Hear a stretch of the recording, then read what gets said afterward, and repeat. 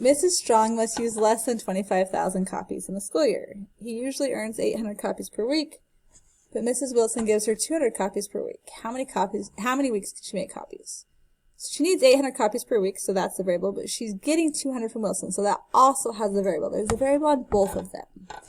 800 copies minus 200 copies means 600 copies is what she's using from her copy limit, and she needs less than 25,000. 600 copies less than 25,000. After you combine like terms, divide both sides by 600, and you'll get the copies will last for less than 41.66 weeks, or approximately it will last 41 weeks. I earn $2,000 a month, and I spend $1,000 a month. I need at least $3,500 to go on a trip.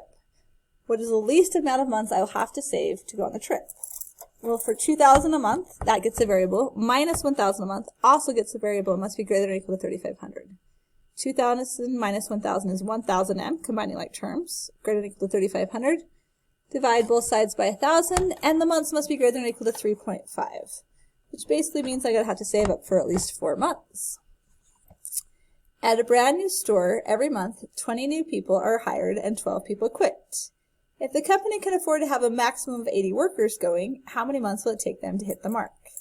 So we've got 20 people being hired, that's the 20p, minus 12 people quitting, that's the 12p, which means every month this store is getting 8 people. 8 more employees. They have to stay less than or equal to 80.